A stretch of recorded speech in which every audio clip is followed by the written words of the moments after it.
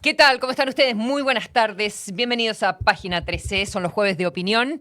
Es la revista radial de Tele 13 Radio. Un programa para escuchar y también para pensar.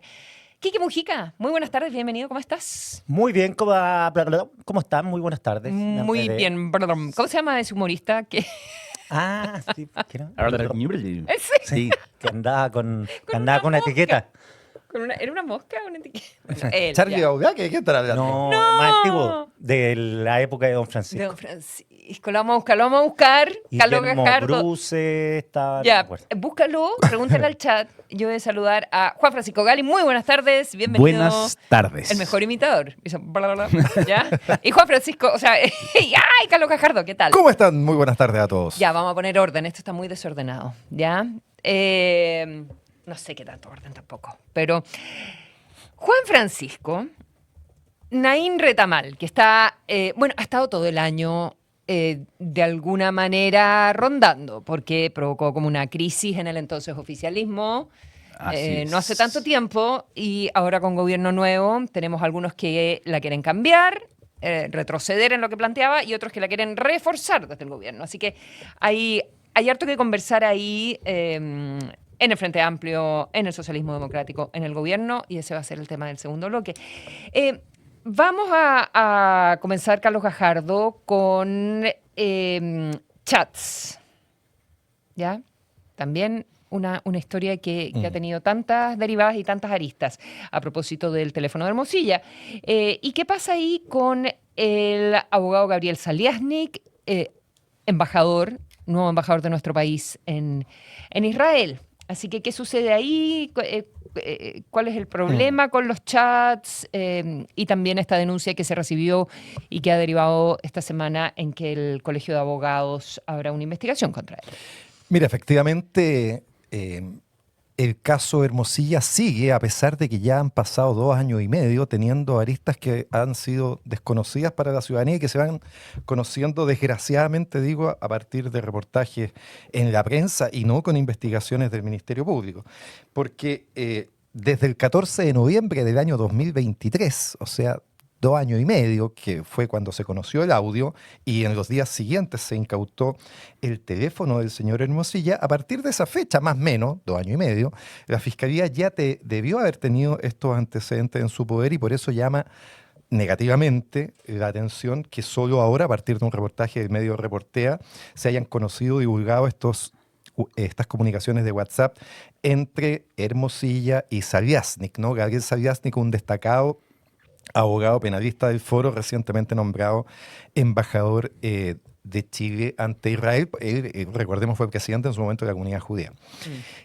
Los chats que se han conocido son bastante graves. Yo centraría 2 cosas como muy graves y una cosa ya como más anecdótica. La anecdótica es esta recomendación que él hace de que al momento del estallido había que cortar el internet a la población, como que esa era la solución.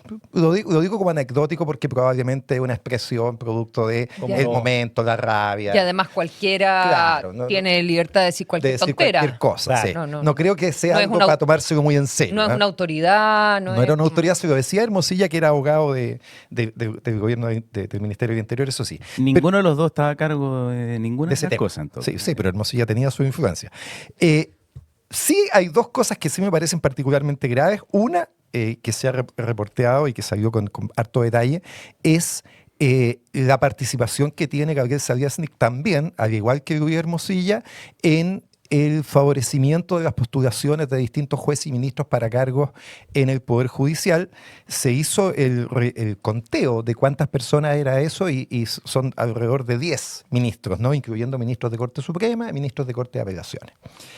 Y es particularmente grave porque la fiscal judicial en la arista administrativa hizo el cruce, el match, ¿no es cierto?, de cuántas veces el señor Saliasnik después había alegado frente a estos ministros y alegó y nadie se inhabilitó, digamos, nadie dio cuenta de que este señor había intercedido por esos ministros, no lo hizo el abogado, no lo hicieron los ministros tampoco, inhabilitándose, lo que es particularmente grave porque se rompe la ilusión, ¿no es cierto?, del juez imparcial. Pues uno cuando alega frente a un juez tiene la ilusión, la esperanza, el derecho de que ese juez sea un juez imparcial. Pues por eso nombramos a esas personas jueces, es decir, que no tienen ningún interés en el caso que van a resolver y si lo tienen que declararlo e inhabilitarse, lo que en estos casos no sucedió y a mí me parece que eso es particularmente grave.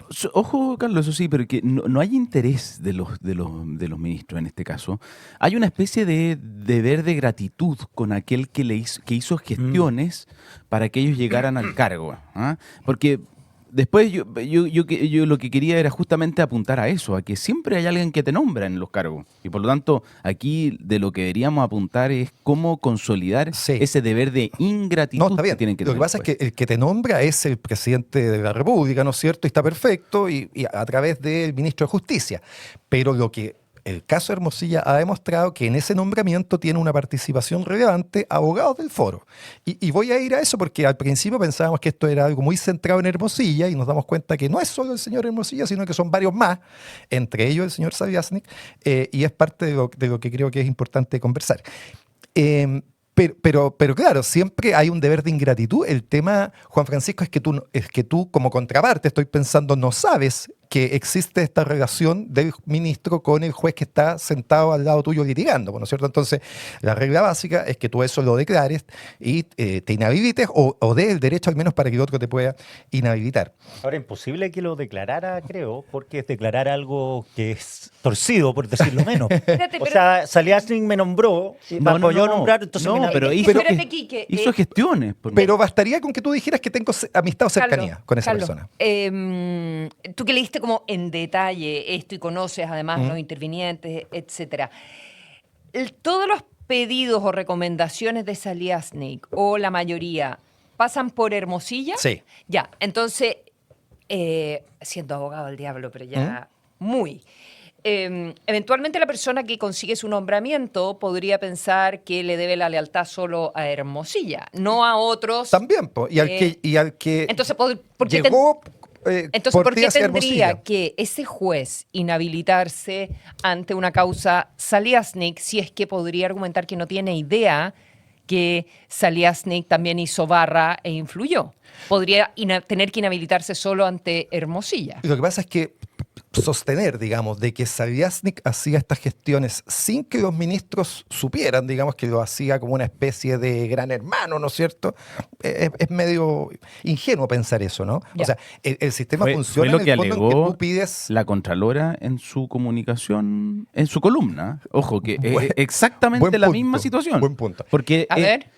también en este mismo medio Reportea apareció la noticia de que para el nombramiento, si no me equivoco, de la actual Contralora General de la República habían participado abogados, no sé qué, no me acuerdo qué abogado. Fue más bien, entiendo, Juan Francisco, en la causa, en la corte que ella tuvo cuando le estaban pidiendo la destitución. Toda la razón. Que ahí interviene, lo voy a mencionar también. La pelea con Bermúdez. Que ahí interviene José Ramón Correa, que es el Exacto. otro abogado que aparece mencionado en estos fallos.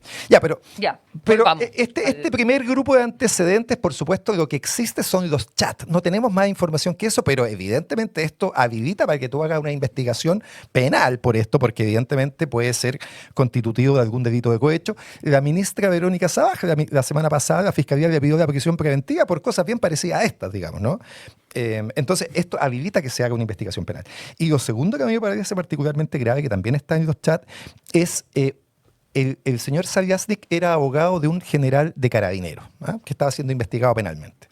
Y en estos chats se da cuenta que Saviasnik pide que esa defensa penal sea pagada con gastos reservados.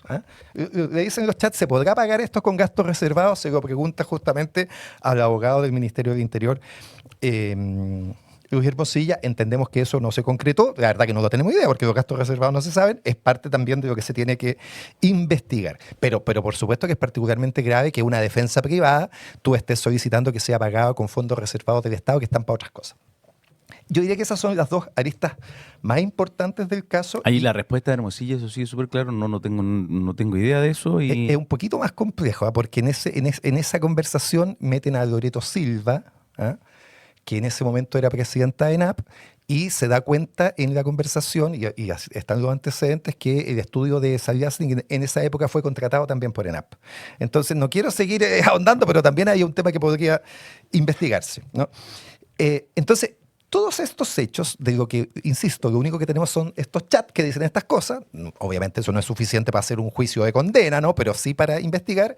Lo lamentable es que recién se conocen 2 años y medio después, y recién, 2 años y medio después, la Fiscalía, a partir de una denuncia de los diputados Manucheri y la senadora Chiccardini, decide abrir una investigación penal. Entonces, evidentemente uno dice, bueno, pero ¿cómo 2 años y medio después nos seguimos enterando que hay aristas que no se están investigando y que solo se abren y se aperturan a partir de una información periodística?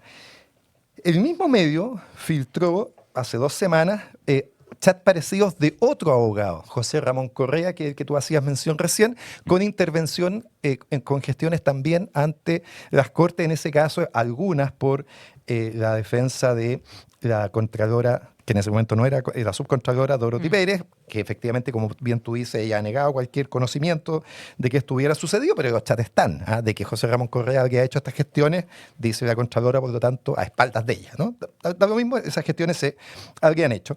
Y por lo que uno empieza a sumar, entonces ya no es solo un abogado del foro haciendo gestiones bajo la mesa, Luis Hermosilla, sino que hay un segundo, José Ramón Correa, hay un tercero, Gabriel Saviasnik, y se acaba de publicar en estos días de un cuarto del abogado Samuel Donoso, haciendo gestiones.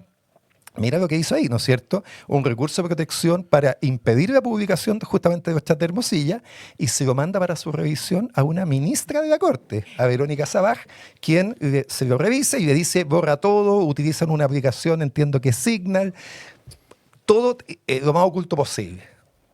Y entonces vuelvo a dar cuenta, 1 Hermosilla, 2 José Ramón Correa, 3 Gabriel Saviasnik, 4 Samuel Donoso. Esta idea de que Hermosilla era un lunar en nuestro sistema de cómo funcionaban los abogados empieza a desdibujarse y uno dice, chuta, parece que aquí hay varios abogados que tienen una forma de comportarse al menos cuestionable, ¿no? Perdona, ¿puedo hacer una, como ejemplo de lo que mencionas, Carlos Gajardo? También pareciera que hay chats nuevos que no se habían publicado, por lo menos por la prensa, porque hay uno de un ministro de Corte de Apelaciones, actualmente en ejercicio, que le dice a Hermosilla, cuente con mi lealtad. Muchísimas gracias, cuente con mi lealtad. Bueno, buena parte... ¿Cómo vas a decirle a un abogado, cuente con mi buena parte lealtad? de las justificaciones para promover a estos ministros eran efectivamente que eran como cercanos al gobierno, a nuestra idea, es de los nuestros, se utilizan mucho esas expresiones, ¿no? Es de los nuestros, en fin. En un momento además en que estábamos en pleno estallido y que por lo tanto quizás era necesario tener jueces un poco más proclives a las posiciones del gobierno, digamos, que es algo que normalmente todos los gobiernos probablemente intentarían hacer, y que vuelve a poner en el tapete el problema de la forma de designación de los ministros y de los fiscales, que ha sido tan cuestionada.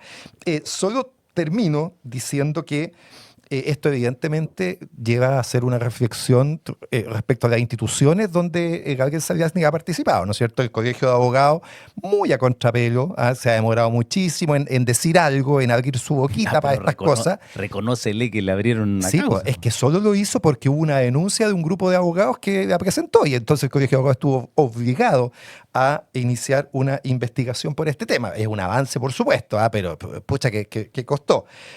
Me pregunto si la Universidad de Chile no tiene algo que decir. Gabriel Saviasnik es un abogado, profesor de la Facultad de Derecho, donde yo estudié, hace clases de Derecho Penal. No tiene nada que decir la Facultad de Derecho respecto de un profesor que forma éticamente a sus alumnos, donde se conoce que lo que hace en su ejercicio profesional es intentar influir ante el nombramiento de ministros, pedir gastos reservados para sus clientes. No hay una reflexión que hacer de la Universidad de Chile ahí. Y evidentemente creo que el gobierno comete un error en decir aquí hay que esperar el curso de la investigación, que eso es otra cosa, ¿no? Si la investigación penal va a ir por otros caminos, es difícil que prospere, porque si se demoraron 2 años y medio para abrir la arista, ¿qué te voy a pensar que esto va a avanzar mucho? Me parece que no. hago un contrapunto. A Camila Flores, cuando se publicó su video al otro día, muy bien, la fiscalía, esta misma fiscalía, ¿no?, la de la Quinta Región, ordenó la incautación del teléfono y el allanamiento del domicilio de Percio Olivares, ¿no es cierto? Percy Marín, perdón. ¿Qué pasa acá en este caso? Donde evidentemente lo que uno habría esperado es que se incaute el teléfono del señor Saviasnik, ¿no es cierto? 2 años y medio, y eso no se ha hecho. No tengo mucha esperanza. Entonces, el tema de la investigación penal va por otro lado. Sí. Que el gobierno diga, no, hay que esperar la investigación penal, pues eso es absurdo. El gobierno tiene que decir cuál es el juicio que hace respecto a estos chats. Una persona que tiene este comportamiento, que hizo estas solicitudes por correo electrónico, que pidió que sus clientes se le pagaran con gastos reservados, ¿puede representar el Estado de Chile ante otro Estado? Esa es la pregunta que tiene que contestar el gobierno. Mi respuesta es, por supuesto que no. Que una persona así no puede ser embajador de Chile ante otro país. Pero creo que el gobierno, esa es la pregunta que debe contestar y no solamente decir que hay que dejar que las instituciones funcionen. Hay harto tema. Demasiadas aristas. Sí. Demasiado. Quizás lo primero es que yo... En esto de las inhabilidades, el Código de Orgánico de Tribunales es súper claro respecto de cuando uno tiene íntima amistad o enemistad manifiesta con alguien, tiene que inhabilitarse, ¿no es cierto? Ahora, ¿qué es íntima amistad? Y por eso yo decía, porque si es que el criterio va a ser tan laxo que todos nosotros deberíamos transparentar todas nuestras comunicaciones y a todos los que tratamos como amigos. Al revés, tan estricto. Tan estricto más que tan laxo. Pero es que depende. Vamos a ver. Porque si yo a todos los que traté como amigo en algún chat es mi amigo, yo tengo 8.000 contactos en mi teléfono, o sea, la verdad es que no podría ejercer como juez, ¿te fijas? Por lo tanto, creo que eso tiene que ser un poquito más profundo. Y aquí lo mismo, porque no basta la gestión de haber participado en el nombramiento, porque si no, te pongo un ejemplo llevándolo al extremo, ¿ya?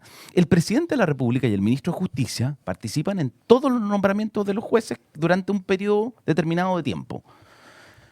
¿Implica eso que ese juez se tiene que inhabilitar siempre respecto de ese gobierno? Francisco, que esa información es pública, todos lo sabemos. Da lo mismo. No, pues no da lo mismo. No, pero porque lo que no se sabe es que hay un abogado que está litigando, cosa que no hace el presidente de la República. Si lo hace, no, el gobierno. El abogado no litiga, pues. No, el abogado no litiga. Pero si el representante del fisco es el presidente. Sí, pero es distinto la persona. Aquí hay una persona específica de carne y hueso que intercede por ti, favorece tu nombramiento.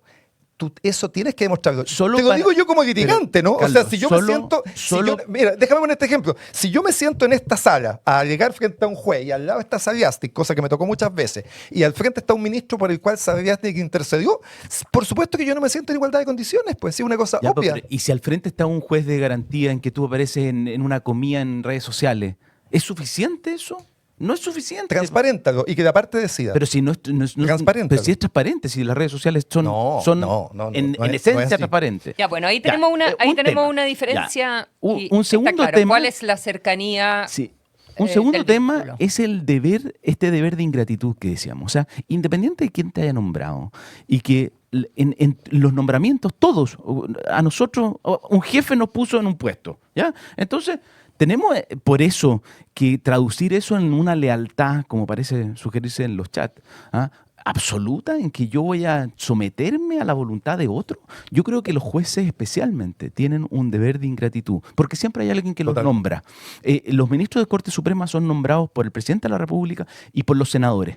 Los ministros de Corte por los ministros de la Suprema y por el presidente de la República. Los jueces y así sucesivamente. Siempre hay alguien que te nombra. Y el deber de ingratitud no solamente es que tienen que fallar conforme a derecho y no dependiendo de quién está al frente, sino también... Y hay algo ahí, había un profesor de Derecho Procesal en la Universidad Católica cuando yo estudié, que después fue ministro de la Corte Suprema, don Ricardo Gálvez, que decía que él tenía ciertas limitaciones en su vida personal por el hecho de ser juez. Y creo que eso hoy día se extiende a las comunicaciones por chat. Ningún juez debería nunca ocupar una expresión como aquella en que le promete, le jura, aunque sea por buena crianza, una expresión mal elaborada, pero ni siquiera un juez nunca debería escribir lealtad más que a la ley. A la única que le debe lealtad es al derecho, a nadie más ese juez. Ahora, el caso Vivanco te demuestra que que la candidez de los jueces No, está en cuestión. pero es que porque ella falló a favor de las personas que habían hecho el contubernio que tenía armado con Hermosilla. Y además falló contra Codelco. Claro, pero es que ahí, Quique, yo hago la distinción. Recibiendo plata, digamos. Claro, porque ahí hay un interés personal económico. Aquí no se ve eso, al menos yo no lo veo. En todo este contubernio, pareciera que el pago de favores es más bien informal. Ninguno de estos jueces, al menos yo no tengo antecedentes de que ninguno de estos jueces hayan recibido ningún tipo de beneficio desde estos abogados, sino que... O sea, el beneficio que se imputa, y eso es lo que se le imputó a la ministra Savaje, está formalizada por su nombramiento. Es el nombramiento. Claro. El ascenso, que es un beneficio económico, entre claro, otras cosas. pero si tú te fijas ahí hay un cuestionamiento indirecto a las instituciones, porque... Quiere decir que le estamos asignando tal nivel de relevancia a estos abogados que pasan por encima del ministro de Justicia, del presidente de la República, del Senado en el caso de los ministros de la Suprema y de... O sea, la verdad es que yo llamaría un poquito a la prudencia en eso. Las instituciones, por lo menos en lo que me tocó a mí presenciar, funcionan y obviamente uno escucha opiniones de múltiples actores para formarse una opinión, pero finalmente la decisión la toma la autoridad. ¿Pero es prudente que hayan nombrado al embajador? Sí, bueno, este nombramiento fue previo a este reportaje. Mira, yo creo que el gobierno... Juégate la calle, ¿qué dices tú? No, yo la verdad me ahorraría este problema, si esa es la verdad. Claro. Me ahorraría este problema. Sí. Sí, yo lo escuchaba a alguien hacer... no me acuerdo, en alguna radio, cuestionar además que esto era nombrar un amigo y que cuáles eran las credenciales. A ella a mí me parece que tiene suficientes credenciales, o sea, fue presidente de la comunidad judía, una señal al gobierno de Israel con el que te quieres acercar después de todo lo que sucedió durante el gobierno de Boric. A mí, humilde entender, ese no es el punto del nombramiento, sino es si es que está involucrado en una causa judicial y si eso hace ruido y perjudica la gestión de Cancillería, finalmente. Sí, lo que es dudoso, digamos, también. Que esté involucrado, si, ojo, ni siquiera está formalizado, Gabriel No, Salas. nada. Está imputado. Es imputado. Claro, pero... Hay una denuncia en su contra. No, sí, sí, por, claro, eso pero... por eso yo Sí, lo único, oye, aquí lo único impoluto absolutamente son los que no han hecho absolutamente nada en su vida, digamos. Estoy de acuerdo. No basta que haya una denuncia. Si el punto de fondo, y por eso digo, son los chats. O sea, analicemos los chats. No esperemos una resolución judicial. Y un juicio político, digamos. Exacto. ¿Sí? Analicemos estos chats. Esta persona, de eso no hay duda, escribió estas cosas. Intentó favorecer o favoreció el nombramiento de 10 jueces o ministros y pidió gastos reservados para sus clientes personales. Esa persona, con esos antecedentes, ¿está habilitada para representar al Estado de Chile ante una potencia extranjera? A mí me parece, mi juicio como ciudadano, no. Creo que el gobierno tiene que hacerse esa reflexión y creo que en un juicio político de ponderación de estos antecedentes, la respuesta también debería decir, no está habilitado para ejercer esa alta investidura. Eso es lo que digo. Lo bueno es que estos son los jueces de opinión. Para eso estamos. Para eso estamos. Dice Carlos Gajardo junto a Juan Francisco Gale y Quique Mujica. Esto es Página 13 en Tele 13 Radio.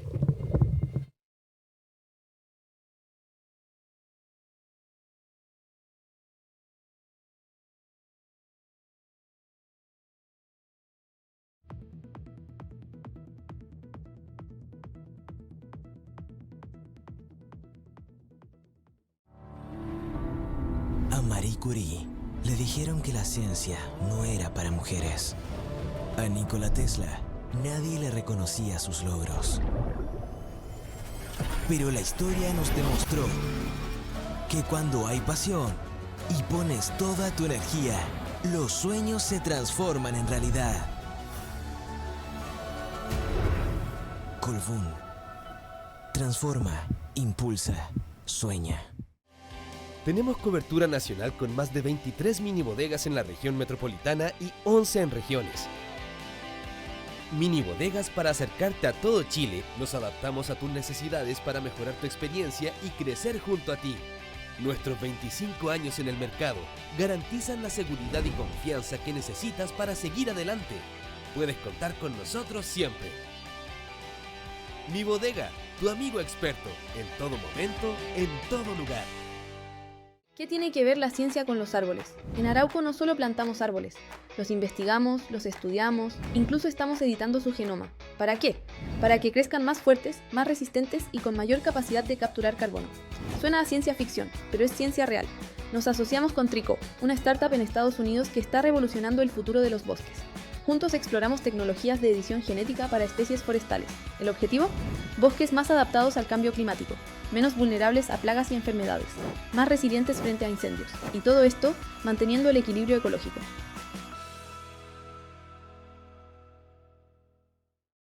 Juan y Pablo son vecinos. Tienen la misma edad y hasta manejan el mismo auto. Pero Juan tomó un crédito, pagó un pie.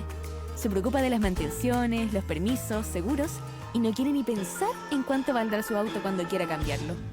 Pablo se suscribió a Wift. Wift es la evolución de tener tu auto, sin pie, con la cuota más conveniente y todos los servicios incluidos. Ingresa a wift.cl y maneja tu libertad. Wift, tu auto por suscripción.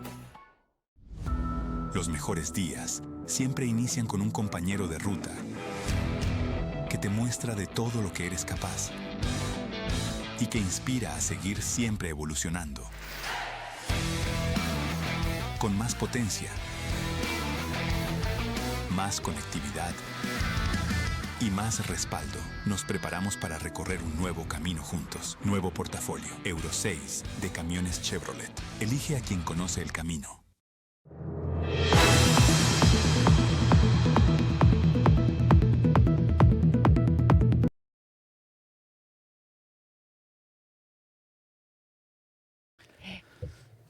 Estamos de regreso en los Jueves de Opinión.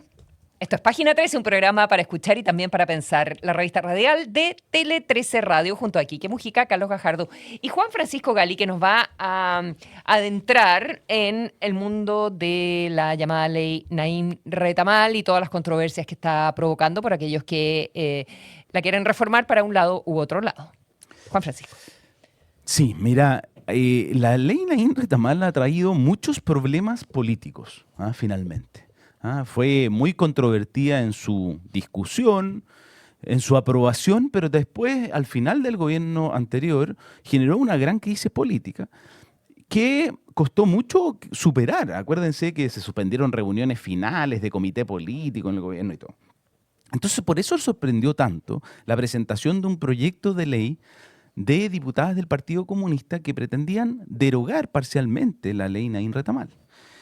Y fíjense la expresión, y aquí no solo la firman dos, porque se ha querido como desconocer la autoría, no solo la firman más de dos diputadas del Partido Comunista, también la firma el diputado del Frente Amplio Jaime Baza, y además fui haciendo algo de investigación sobre esto, en la página del comité del partido, de las diputadas y diputados del Partido Comunista, suben esto como una gran noticia, pero miren los argumentos que tienen las diputadas respecto al proyecto. Dice, la diputada Lorena Pizarro dice, se propone modificar algunos artículos para que dejan en la indefensión a la población civil, fundamentalmente que fuerza a la víctima, además de ser agredida por un agente del Estado, que tenga que demostrar haber sido agredida.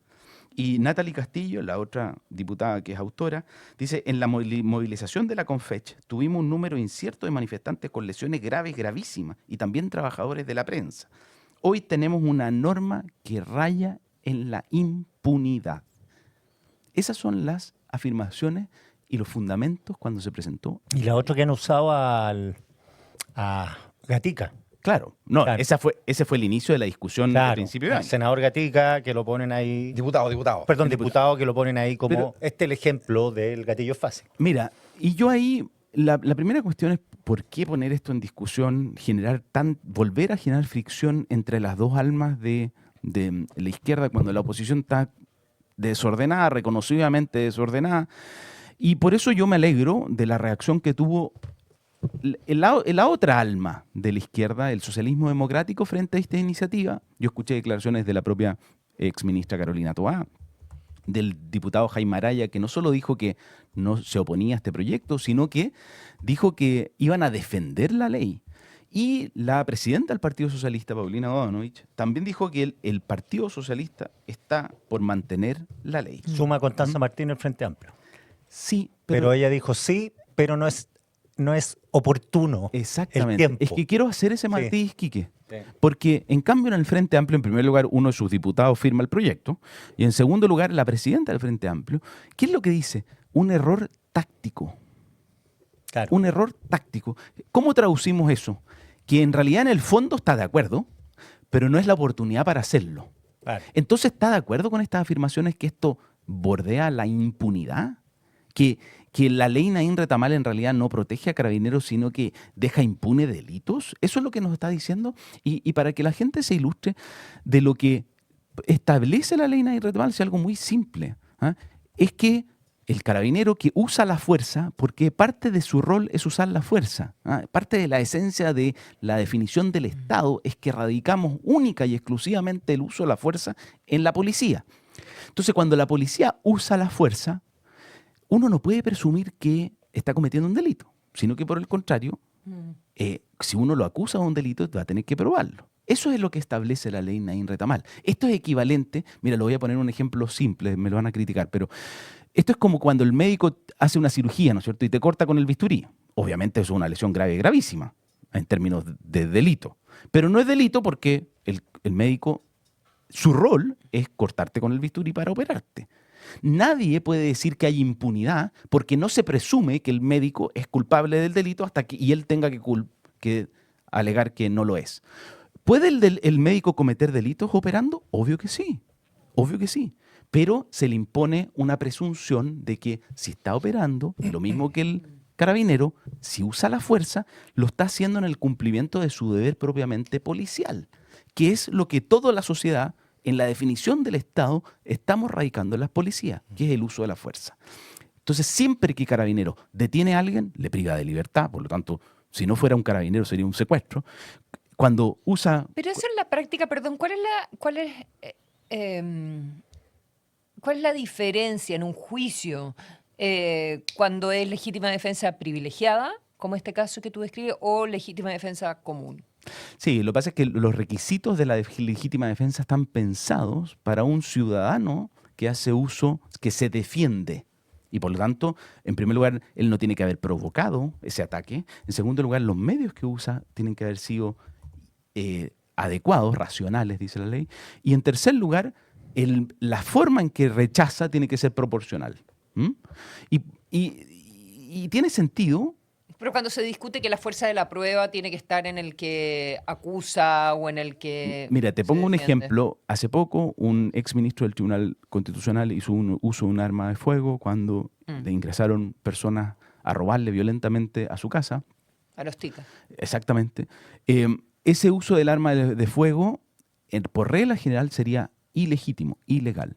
Sin embargo, por las condiciones, esa también es una legítima defensa privilegiada, dado que personas ingresaron a su hogar sin autorización de su dueño, con el fin de agredirlo o cometer un delito, el uso de esa arma de fuego está permitida en nuestro ordenamiento jurídico, aunque cause la muerte, como fue este caso, aunque cause la muerte del agresor. Y por lo tanto, uno podría juzgar que puede haber algún grado de desproporción, pero esa desproporción es aceptada por el derecho.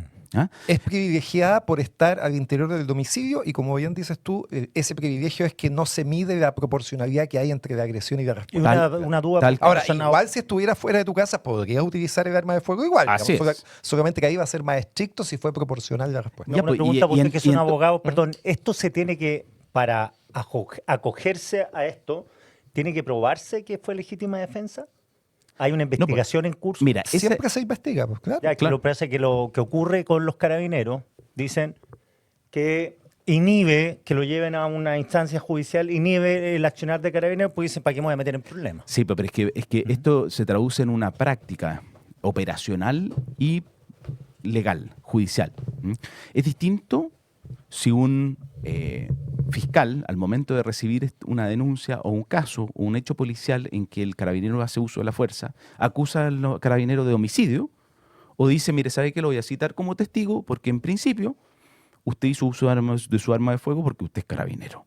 Ya. Después, si resulta que el arma de fuego fue abusiva, es decir, no debió haber hecho uso del arma de fuego, y él hizo uso del arma de fuego con abuso, bueno, ahí habrá que perseguirlo. Catrillanca, ¿o no? Por ejemplo. Claro. Entonces, pero invierte la carga y por lo tanto legitima la función policial Sí. y fortalece Pero eso el es uso de la discutible, fuerza por Juan parte del Francisco, Estado. porque se ha dicho mucho eso, que se invierte la carga, cuando la carga siempre es del Estado, siempre es del Ministerio Público. El Ministerio Público siempre es el que tiene la carga de probar que en el caso concreto hubo legítima defensa o no la hubo. Termina porque yo creo que mi punto que me quiero adelantar es que no es una gran modificación de la ley Naín Retamal, digamos, y creo que es una discusión mucho más política que jurídica al final. Tú tienes razón, pero se hizo político-jurídica a raíz del estallido. Mira, yo creo que socialmente había un cierto consenso de que cuando los carabineros hacían uso de la fuerza tenían un cierto privilegio porque habíamos radicado en ellos esas capacidades. El estallido lo dio vuelta y pasaron a ser los carabineros los acusados y en general los agresores de carabineros las víctimas. ¿Ah? Y eso lo vimos todos por televisión. Yo lo vi con cierto protagonismo porque los agresores pasaban a ser víctimas y los agredidos, que eran los carabineros, pasaban a ser acusados. Cuando en realidad el carabinero por su función pública tiene la función de proteger y en la función de proteger tiene la obligación, no el derecho, la obligación de hacer uso de la fuerza. Entonces cuando hay... Panguipulli. No, pero no solo Panguipulli. Pero acuérdate que Pero- quemaron la municipalidad. Pero te voy a poner un ejemplo peor. En la Alameda, cuando estaban bajo una lluvia de piedras, los agredidos en ese caso eran los carabineros. Lo que tenían que hacer era hacer uso de la fuerza, no solo para protegerse a sí mismo, sino que para garantizar el orden de toda esa ciudadanía que vivía alrededor. Déjame decirte, muchos de los vecinos de Santiago lo que exigían y su gran reproche era que ellos eran las verdaderas víctimas y nadie los consideraba víctimas porque las fuerzas policiales que debían hacer uso de la fuerza para protegerlo a ellos no lo hacían. Los vecinos de Doctor Corbalán con Carabineros de Chile. Un edificio de departamentos donde deben haber vivido cientos de familias. No podían salir de su edificio. No Muchos se podían salir. Entonces, ¿cuál era el rol de Carabineros ahí? Garantizar que esas personas pudieran vivir en un país en paz. ¿Quiénes eran los agresores de esa paz? Bueno, los que estaban ahí lanzando piedras, ocupando ese espacio y ocupándolo de la manera más violenta posible. Pero resulta que la sociedad, y por eso coincido contigo, Carlos, que esto es, como hubo un cambio en el consenso social, tuvo que haber un refuerzo político-legal, político-jurídico a través de la ley Naín Retamal de decir, a ver, volvamos a establecer un consenso. ¿Hace sentido, a juicio de ustedes, que como respuesta a lo que está impulsando el Partido Comunista y otros parlamentarios de izquierda, el gobierno responda diciendo, bueno, entonces vamos a reforzar la actual Naín Retamal, por ejemplo, que los uniformados de Franco también tengan legítima defensa privilegiada? Lo aprobaron Porque- diputados de oposición eso. Porque es sacar al pizarrón nuevamente a la oposición para ver Sí. qué piensa sobre estos Mira. temas. Cuando ya el propio socialismo democrático podría pensar alguien, decir, bueno, ya está aguantando el vendaval, está diciendo que no va a votar favorablemente las modificaciones que propone el PC y quedémonos ahí. Pero, Pero el, gobierno ojo sube, que el gobierno sube la apuesta. El diputado Leiva y el diputado Araya, PPD y socialistas, están de acuerdo y defendieron Ujú. el tema con los carabineros de Franco. Sí. Ujú. Ahora, ¿qué pasa todo el tiempo? ¿No? Que Carabineros de Franco utilicen sus armas de servicio para repeler delitos que sufren ellas mismas, que sufren terceros. Eso pasa todos los días. Porque Sí, están todos los días. autorizados Están para autorizados portar exactamente, armas. para portar armas. Mira, reforzando la idea que dijo, a mí me parece que esta discusión es mucho más política que jurídica. Yo soy una persona que tramita más o menos en tribunales de justicia. ¿Ha tenido un efecto relevante la ley Naín Retamal en la manera en que se juzgaban los casos antes o ahora? La verdad que no. ¿Por qué? Porque siempre lo que se exige y la carga de la prueba está en el Ministerio Público. Es el fiscal el que tiene que probar todos los elementos del delito, incluyendo que hubo una legítima defensa o no y si se cumplieron los requisitos o no. Si hay duda respecto de eso, si el juez queda con la duda si había o no había, lo que termina sucediendo va más en parte en favor siempre del acusado que de otra manera. Y antes de esta ley y después de esta ley tenemos montones de casos en que Carabineros utiliza sus armas de fuego, repele asalto y deja herido o incluso mata muchas veces a delincuentes. Eso te puedo llenar una lista de noticias con esos hechos, ¿no es cierto?, antes de y después de. Había un cierto temor que esto generara una ley de gatillo fácil, ¿no es cierto? Y eso en la práctica no ha sucedido. Efectivamente, han aumentado los casos en que delincuentes han sido abatidos, han fallecido en procedimientos policiales, pero eso más bien tiene que ver con que ha habido un aumento importante de los procedimientos y de la delincuencia. Y de la digamos. violencia de los delincuentes. De la violencia de los delincuentes, Claro. del poder de fuego que tienen, ¿no es cierto? Y está en línea con la mayor persecución criminal. Entonces, todas estas páginas, estos ríos de tinta gastados, la verdad que a mí me parece que es una cuestión mucho más política que jurídica y me parece también que no tiene ninguna posibilidad esta ley de prosperar, impulsada por el Partido Comunista. Entonces sí hago el punto que la discusión en materia de seguridad muchas veces se desvía a cuestiones que no aportan en nada a resolver problemas vinculados al sistema de persecución criminal. Porque yo creo que si hay un tema importante respecto de Carabineros es que nos preocupemos de qué está pasando. Sin duda hay que fortalecer a Carabineros, darle mejores recursos, aumentar las plazas, lo hemos hablado muchas veces. Yo soy partidario además de aumentar y mejorar los sueldos que tienen. Pero creo que hoy día tenemos un problema gravísimo del cual nos estamos haciendo los lesos con Carabineros, que es el tema de la corrupción. La semana pasada lo comentamos, Y Carlos, pero es después parte hubo del nuevo. fortalecimiento. El combate a la corrupción Sí, interna tiene que ser parte del... Pero yo creo que primero es bueno que tengamos claridad del diagnóstico. La semana pasada, solo la semana pasada, un carabinero detenido en San Fernando por cohecho, 6 carabineros detenidos en Talca porque orquestaban robos falsos para apropiarse de bienes de la gente.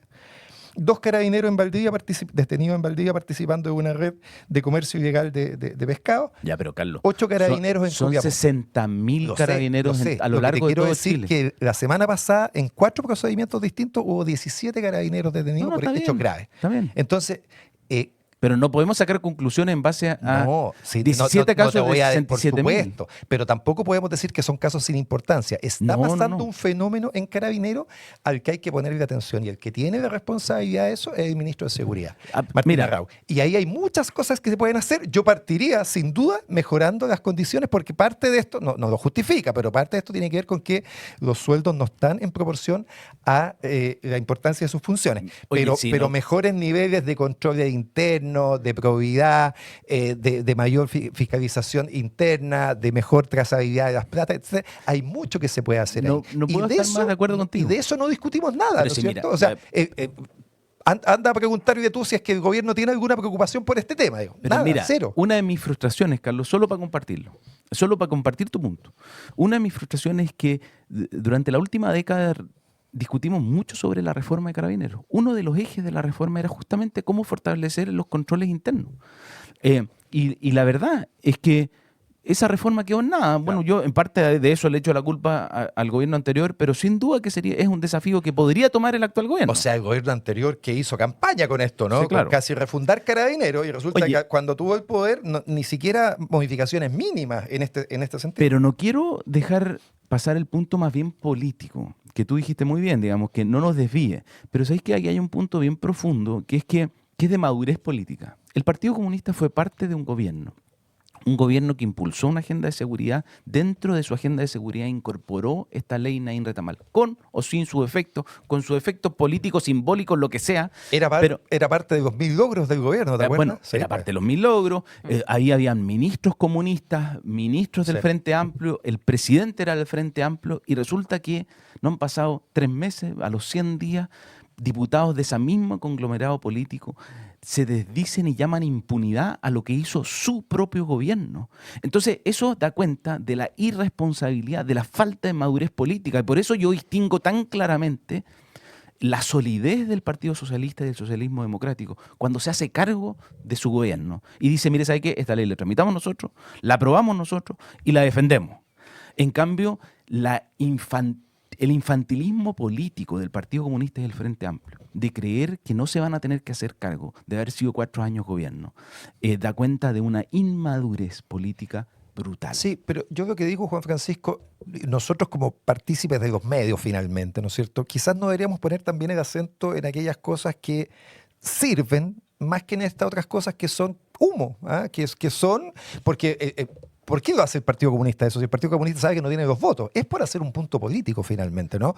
Le habla probablemente a su electorado, en fin, lo que quiera. Pero está Carlos, claro que esto no va a volar. ¿A quién le están hablando? Si esa es mi pregunta. A quién su sector. ¿Pero a quién? ¿A la gente de Villa Francia? No tengo idea, porque preguntémoselo a ellos, digamos. Pero por eso, pero es que ese es mi problema. Ellos tienen conciencia de que esta cuestión no va a volar. Ya, pues, entonces yo lo que digo, quizás debiéramos gastar nuestra valiosa saliva en cosas que efectivamente puedan favorecer, mejorar la persecución penal. Yo creo que esto es de ciudadana. fondo, Carlos, es de fondo porque tiene que ver con la polarización política. Parte de los efectos de la polarización y la fragmentación es que los grandes conglomerados, que son maduros políticamente, se hacen cargo de su historia. Uno podrá criticar a la centro derecha, pero fue 2 veces gobierno, va a tener que defender lo que hizo, lo que dejó de hacer y lo que hizo más o menos el presidente Piñera. Pero el gobierno que encabezamos y por lo tanto no podemos desconocer. Yo le pido exactamente lo mismo y la Concertación lo hacía muy bien eso. Defendía a sus gobiernos con sus errores y sus virtudes. Lo dejó de hacer cuando se dio frente a la presión del Frente Amplio del Partido Comunista. Entonces mi crítica es más bien política y que no potenciemos la polarización a través de como que pareciera que naciéramos cada 4 años. Y el Frente Amplio, Jaime Baza, que además tuvo una participación bien protagónica, fue el vicepresidente de la Convención Constituyente que la verdad le costó muy caro al gobierno anterior y a Chile, diría yo, y ahora se despacha este proyecto en compañía del Partido Comunista. Yo haría una reflexión también política, no solo de seguridad, por eso me hago cargo de tu punto, no solo de seguridad, sino que también política alrededor de este proyecto. Esto es Página 13, son los jueves de opinión en Tele 13 Radio, junto a Juan Francisco Gali, Carlos Gajardo y Quique Mujica.